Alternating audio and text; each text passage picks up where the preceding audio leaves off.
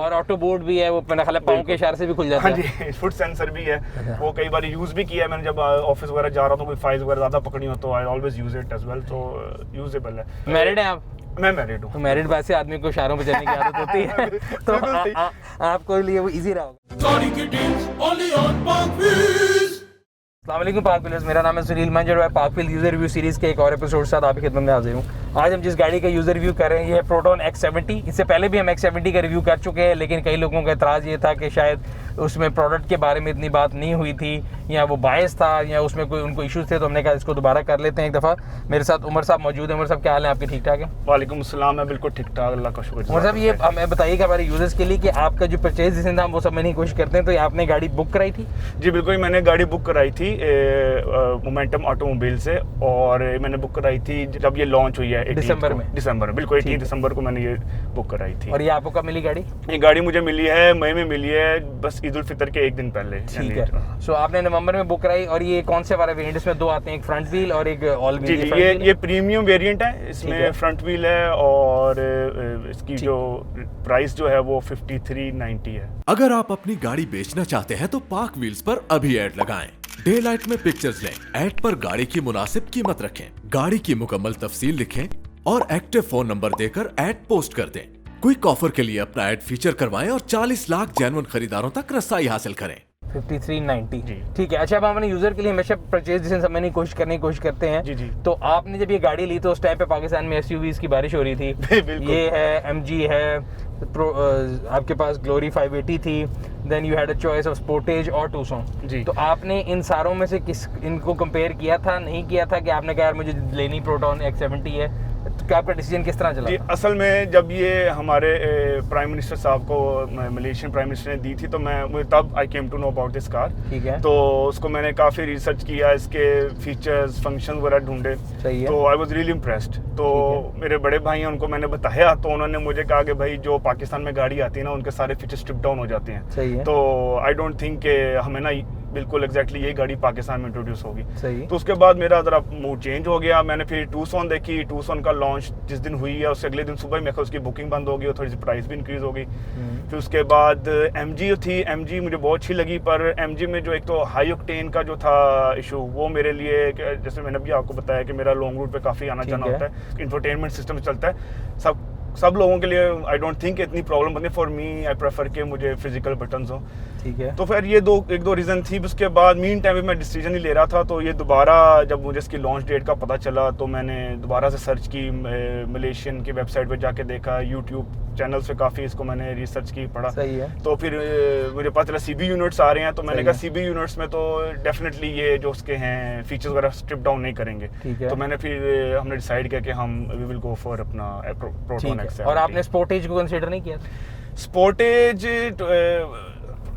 जब Sportage launch हुई थी ना, मैंने स्पोर्टेज को बहुत सपोर्ट किया था, यानी बिग 3 के बाद एक ऐसा ब्रांड पाकिस्तान में आया और लोगों ने उसको लेना स्टार्ट किया, तो it was a very good for us. पर पर्सनली आई वाजंट अट्रैक्टिव, मुझे इतनी यानी अट्रैक्टिव नहीं लगी, और ये मेरी पर्सनल चॉइस है, यानी it's a very good car, मेरे दोस्तों के पास भी है, पर और रोड पे बहुत ज्यादा हो गई थी। आई वांटेड कि कोई नई चीज, कोई नई चीज ली जाए। बिल्कुल एग्जैक्टली। मैंने कहा रिस्क है, लेकिन लेट्स सी के एग्जैक्टली। मैं आपके अगला सवाल आपने खुद ही जवाब उसके आगे बीच में, तो बेसिकली मुझे ये लगता है कि जब भी कोई नया ब्रांड आता है तो खाली वो लोग सबसे पहले अडॉप्ट करते हैं जो कि रिस्क टेकर्स होते हैं। जी बिल्कुल। तो जब आपने इसकी रिसर्च की तो आपने इस प्लेटफॉर्म के बारे में कोई सर्च किया होगा कि ये असल में वॉल्वो का प्लेटफॉर्म है, ये गीली का है, किस गाड़ी का है, तो उसके बारे में आपने कोई रिसर्च की थी? जी बिल्कुल, मैंने रिसर्च की, और जीली जो है इट ओन्स अपना वोल्वो को भी ओन करता है। जी। और कुछ शेयर्स उनके अपना वोल्वो के शेयर जीली के पास हैं, और जो मेरे लिए जो गाड़ी के मेन चीज़ जो मेरे लिए फाइनल डिसीजन बना वो इसका इंजन और ट्रांसमिशन था। I mean that was developed by अपना वोल्वो,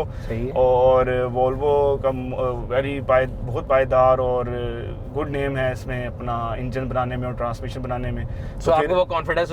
वो मेरा कॉन्फिडेंस बिल्ड हुआ कि मैंने यूके में भी रहा हूँ काफ़ी अर्सा, और वहाँ पे मेरे पास 12-13 साल पुरानी वोल्वो होती थी हमारे अंकल के पास, और वो उसका इंजन ऐसे था जैसे अभी आपने शोरूम से निकाली हो, काफ़ी चली हुई थी वो। आपका जो कॉन्फिडेंस जो वोल्वो से है उसके इसके साथ ताल्लुक की वजह से आपने कहा कि यार मैं ये बड़ा लीप ऑफ फेथ है मेरे पास, मैं कर सकता हूँ? बिल्कुल। और ये इंजन और transmission around the world Volvo की गाड़ियों में जो उनकी CX5 मेरा ख्याल उनकी जो है ऐसी, उसमें ये all over the world use हो रहा है। ठीक है। तो अच्छा, इंजन इसमें 1500 सीसी टर्बो चार्ज? जी 1500 सीसी टर्बो चार्ज है और 3 सिलेंडर है।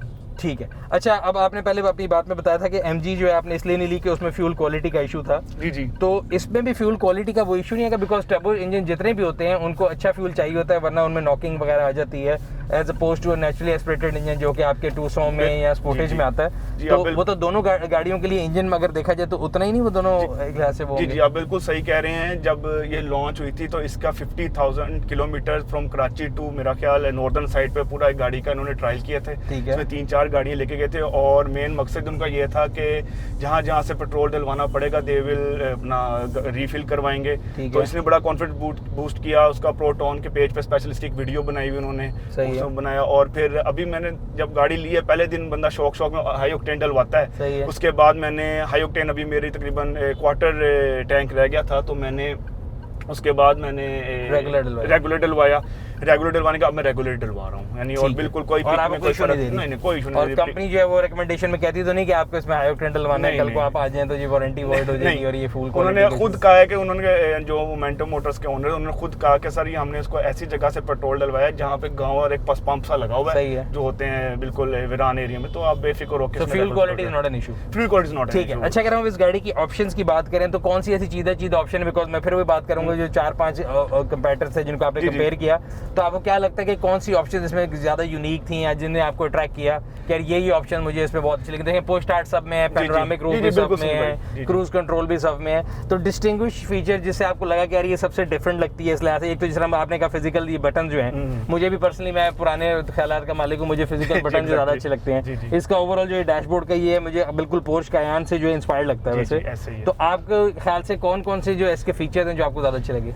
सुनील भाई, हर गाड़ी में जैसे आपने कहा कि सेम फीचर्स अवेलेबल हैं, पर जहाँ तक जो मैंने फील किया ना, जो प्रोटॉन वाले they went one step ahead. For example मैं आपको कहता हूँ, हर गाड़ी में लेदर सीट्स आती हैं, पर इन्होंने नापा लेदर दिया है, टॉप ऑफ द रेंज जो लेदर प्रीमियम कार्स में आता है। बिल्कुल। उसके बाद हर गाड़ी जो है आपको USB देती है, स्लॉट्स 3 देती हैं, 4 देती हैं, इन्होंने 6 स्लॉट्स दी हुई हैं, एक बिहाइंड द मिरर भी दी हुई है। अच्छा, ये मैं देख रहा हूं कि आपने बिहाइंड द मिरर ये जो फ्रंट कैम लगाया आपने खुद लगाया? जी, खुद लगाया हुआ है। अच्छा, इस पे यानी इन्होंने ऑप्शन दिए कि अगर ये इन्होंने ऊपर ऑप्शन दी हुई है, आप आराम से लगाएं, आपको तार नीचे लाने की जरूरत नहीं है, या आपको ये चीज खोल के अंदर से कोई करने की जरूरत नहीं है। तो इसमें आपने ये लगा लिया। बाकी ये भी जिसमें ब्लाइंड स्पॉट मॉनिटरिंग यहाँ से नजर आ रहा है। जी, ब्लाइंड स्पॉट मॉनिटरिंग भी है। उसके अलावा रेन सेंसर भी सब गाड़ियों में आजकल आते हैं। इसमें रेन सेंसर इतना अच्छा दिया होगा कि फॉर एग्जांपल आप गाड़ी लॉक कर गए और आपका पैनोरामिक सनरूफ खुला है, तो बारिश में ऑटोमेटिकली वो बंद हो जाएगा, आपका ऑटोमेटिक विंडोज भी क्लोज हो जाएंगे। बिल्कुल ठीक है। फिर स्पीकर सिस्टम, हर गाड़ी में बड़े अच्छे स्पीकर्स आ रहे हैं आजकल, लेकिन इन्होंने 9 स्पीकर्स दिए हैं, इसमें 8 स्पीकर्स हैं और 9 वूफर है छोटा जो डिग्गी में है। बिल्कुल। और क्वालिटी के लिए उन्होंने कैनवुड के दिए हुए हैं। अच्छा, इसमें साउंड सिस्टम कैनवुड का प्रीमियम और बहुत ही जबरदस्त साउंड है। एयरबैग्स कितने हैं इसमें? एयरबैग्स इसमें 6 एयरबैग्स हैं। अच्छा, 6 एयरबैग्स है। ये बाकी पिलर्स में सारे आ गए और 2 यहाँ पे आ गए। 6 एयरबैग्स हैं और ड्राइविंग सीट और पैसेंजर सीट दोनों इलेक्ट्रिक हैं। उन्होंने बोस स्विच भी दिया हुआ, यानी they went one step ahead. यहाँ पे अगर आपने ड्राइवर के साथ बैठ रहे हैं तो आप पीछे से इसको कंट्रोल करके आगे कर सकते हैं। बिल्कुल। अभी हमारे पास फरहान साहब जी हैं, उनकी टांगे बहुत लंबी हैं कानून के हाथ की तरह, तो हम इसको यहाँ पे कर लेते हैं। अच्छा जी, बाकी इसका जो और कोई ऐसे फीचर जो आपके ख्याल से जिसमें आपने बताते हैं, इसमें ड्राइव असिस्ट जो है वो क्या क्या करता है? इसमें आपका ड्राइविंग असिस्ट है, एडेप्टिव क्रूज कंट्रोल है। मेरे से आपको पता है कालाशका को मेरा रोज जाना होता है, ठीक है, तो मैं तो मोटर पर ऑटोमेटिकली गाड़ी अगली स्पीड एडेप्टिव क्रूज आपने 100 पे लगाया, आगे चीज आई तो खुद ही ब्रेक करके खुद ही ब्रेक कर दी। और जैसे अगर आपकी गाड़ी स्लो जा रही है और आपने लेन चेंज किया है, अब वो आगे कोई हर्डल नहीं है तो गाड़ी खुद ब स्पीड। ठीक है। और इसमें लेन असिस्ट भी है? लेन असिस्ट भी है। लेन असिस्ट, लेन कीप? हां जी, लेन कीप नहीं है, लेन सिर्फ लेन असिस्ट है। लेन असिस्ट अगर आप लेन से बाहर निकलो तो ये बीप करती है कि कीप इन योर लेन। सही है।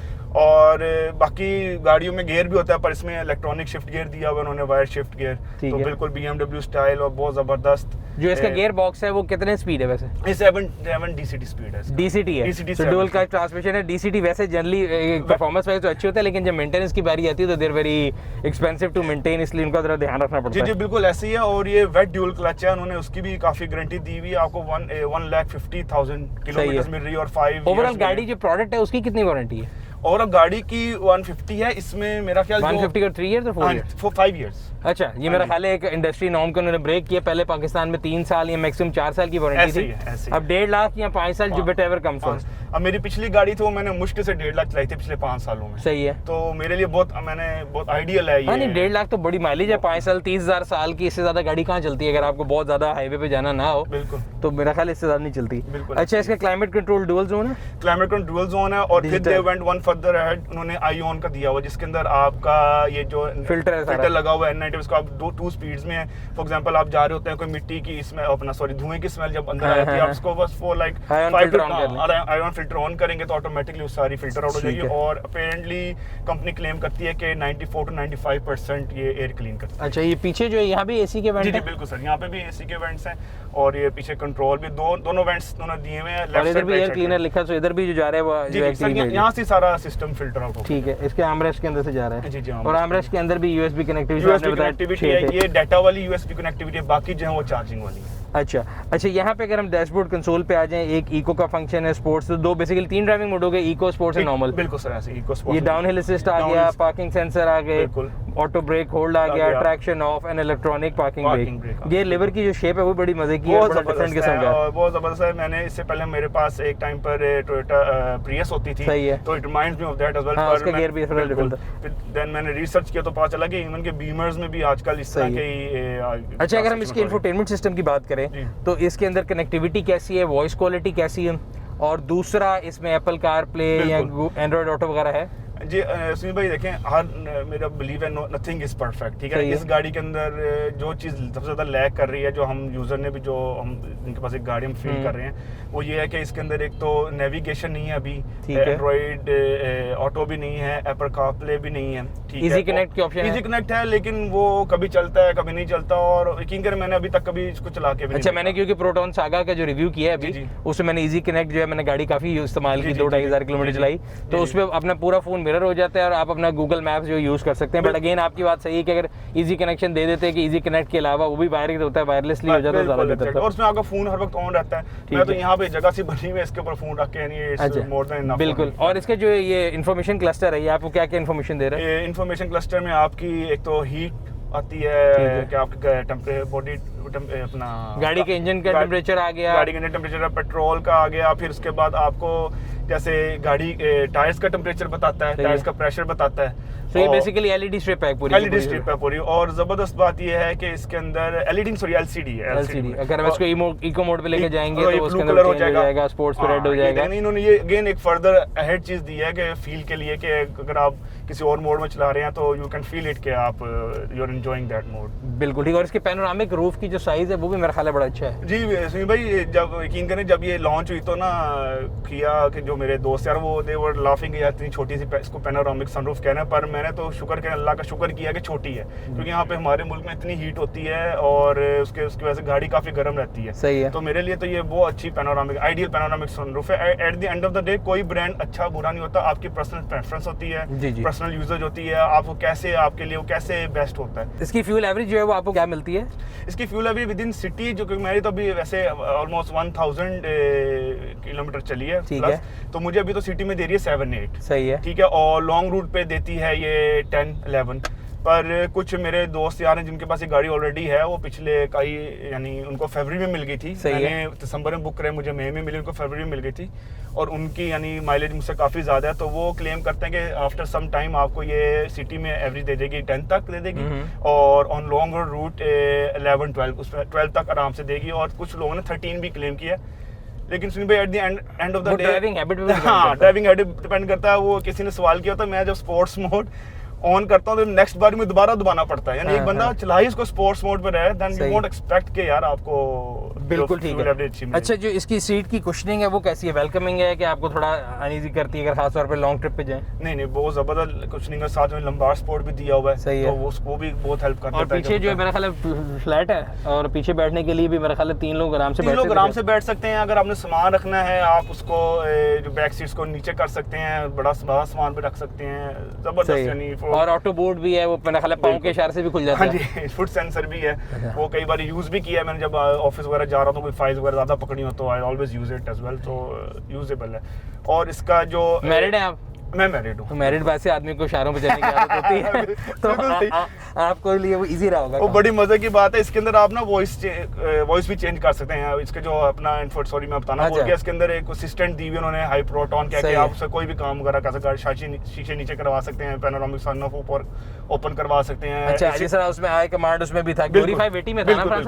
गौरी 580 प्रो में था मेरे ख्याल। इसमें आप यानी एसी उसमें हाई टॉप की ऑप्शन थी, तो इसको क्या कहते हैं? इसको हाई प्रोटॉन। हाई प्रोटॉन, अच्छा। तो इसमें आपका ये एग्जिट तो यानी इसमें आप टेम्परेचर कंट्रोल भी कर सकते हैं इसके साथ ना। तो वॉइस कमांड से आप पूरी गाड़ी कंट्रोल कर सकते हैं। तो आपकी ना वॉइस भी चेंज कर सकते हैं, मेल। अच्छा। तो दोस्त कहते हैं तुम मेल कर लो। मैंने कहा यार एक चीज तो बुढ़ी है जो इसको हम कमांड दे सकते हैं, कमांड दे सकते हैं, हर काम हो जाता है। तो मैंने कहा ठीक है यार, अंडर कंट्रोल रखिए। अंडर कंट्रोल, बिल्कुल। अच्छा, हर गाड़ी के साथ साथ जो चले आपने बता दिया कि यही चीजें, और आपने रिसर्च भी की। हर गाड़ी के कोई ना कोई नॉन फॉल्ट्स भी होते हैं, तो जब आपने रिसर्च की, यहाँ पे खुद इस्तेमाल कर रहे हैं, या कोई चीज जो आप मिस करते हो कि यार मैंने इतने पैसे खर्चे हैं, मुझे ये चीज भी मिलनी चाहिए? वैसे टू बी ऑनेस्ट ऐसा कोई इसमें मैंने फील बस मैंने आपको पहले बताया कि इसके अंदर नेविगेशन का है, पर वो भी अपेरेंटली हमारी बात हुई थी ऑफिशियल से। तो वो कह रहे थे कि जब CKD लॉन्च होगी तो उसमें TPL गालिबन एक है जो आपको मैप्स वगैरह देते हैं और सारा नेवी सिस्टम है। तो CKD जो आएगी उसके अंदर वो इंस्टॉल्ड होगा। ठीक हो गया। और दूसरा इसके अंदर eSIM की भी ऑप्शन भी है। आप इसके अंदर eSIM एक्टिवेट करवा सकते हैं, अपने मोबाइल पे ऐप कर सकते हैं डाउनलोड, उसमें आप गाड़ी को ओपन कर सकते हैं, लाइट्स ऑन कर सकते हैं, हॉर्न बजा सकते हैं, और पूरी यानी एक तरह का ट्रैकर बन जाती है आपकी। ठीक है। और ये इसमें भी ऑप्शन है कि सिर्फ CKD में होगी? वो इसमें भी है, CKD इसमें है, लेकिन वही मैं आपको बताऊं, रिग्रेट ये है कि अभी तक वो ऑप्शन यहाँ पे हमने ऐसा इस्तेमाल नहीं की। और बाकी पैडल शिफ्टर्स जो थोड़े से कभी बंदा मिस करता है, लेकिन इसमें मैनुअल करके आप टिप्टोनिकली ऊपर नीचे करके आप पैडल शिफ्टर की कमी महसूस होती है। हाँ, पैडल की कमी महसूस होती है। और असल में ना हमारा बिलीव है कि गाड़ी तो आप ले लेते हैं, उसकी आफ्टर सेल सर्विस बहुत मैटर करती है। अगला सवाल था मेरे को उसमें लगा था, बिकॉज पिछले रिव्यू पे लोगों को ये इतराज था कि शायद वो क्योंकि एक पर्सनल किसी से ग्रैच हो सकती है, या कोई पर्सनल एक वन ऑफ इंसिडेंट हो सकता है, तो इसलिए हमने क्या चलें जब ज्यादा सेट ऑफ इन्फॉर्मेशन आ जाएगा। सो अभी तक आपने जब भी इनके स्टाफ के पास गए या आपने कोऑर्डिनेशन की, तो आपको यानी सर्विस के मेयार कैसा लगा, पहली चीज? दूसरी चीज, पार्ट्स की अवेलेबिलिटी कैसी है? पार्ट्स की अवेलेबिलिटी अभी तो ये है कि मेरा नहीं ख्याल कभी अल्लाह ना करे किसी को ज़रूरत पड़े, क्योंकि बिल्कुल फ्रेश कार आ रही है मार्केट में। लेकिन मेरा बिलीफ है कि CKD जब रोल आउट होना शुरू होगी, डेफिनेटली CKD के लिए पार्ट्स तो यहाँ पर आएंगे। अभी तो नहीं है, अभी नहीं है, क्योंकि देखिए जब आप सड़क पे निकलते हैं, नई चीज और पुरानी चीज आप रिस्क पे हैं। कोई भी किसी टाइम भी कोई बत्ती टूट जाती कुछ लगता है, तो उस लिहाज से it's a negative point. It's a negative point. पर इसकी ना मैंने ऑनलाइन देखा कि आप इसको ऑनलाइन डायरेक्ट अपने खुद खरीद के भी मंगवा सकते हैं। हाँ, नहीं वो तो मंगाते हैं, लेकिन डीलरशिप का एक तो जो बंदा पीस ऑफ माइंड ये होता है ना कि आपने गाड़ी लोकल खरीदी है, तो आपको डीलरशिप जो है वो चीज देगी। तो उस लिहाज से ये भी उतना अवेलेबिलिटी नहीं है पार्ट्स की। अभी ऐसा और पार्ट्स की प्राइसेस के बारे में आपने रिसर्च की? बिकॉज मेरा पॉइंट ये होता है, मैं हमेशा स्पोर्टेज का भी रिव्यू कर रहा था कि गाड़ियां सस्ती हैं, लेकिन इनके parts as compare to their price बहुत महंगे हैं। एग्जांपल ये कि स्पोर्टेज की हेडलाइट जो है वो रेवो से महंगी है। जी ऐसा ही है। तो इसकी हेडलाइट्स या इसके पार्ट्स की आपने कोई प्राइसेस का आइडिया लिया? इसकी हमने हेडलाइट्स ऑफिशियल जाके उनसे तो नहीं पूछा डीलरशिप से या कंपनी से, लेकिन हमने ऑनलाइन वाला सर्च किया था। सही है। तो उसमें जैसे एक अली एक्सप्रेस है, उनका ऑफिशियल वहाँ पे है उनका प्रोटोन। तो कितने को महंगे? तो वो 50-60,000 में आपको एक वो लाइट मिल रही है। तो यानी जो उसका जो है उसमें दो ऑप्शंस हैं। एक आपको चाइना वाली भी मिल जाती जो ओरिजिनल है, वो मेरा ख्याल 60-70,000 की है। मेरे एक बट आपको कोशिश करनी पड़ती है, पार्ट्स की अवेलेबिलिटी भी इतनी जी वो तो होनी चाहिए अवेलेबल। और अब जब आप सर्विस की बात करते हैं, जैसे आपने कहा पहला ऑयल वगैरह कराने गए चेंज, तो स्टाफ जो है वो और प्रोडक्ट की नो हाउ कैसी थी वहाँ पे? स्टाफ की product know how is good, पर पहले काफ़ी इनका थोड़ा सा प्रॉब्लम इशू रही थी, फिर हमने थोड़ा क्वेश्चन रेज किया था।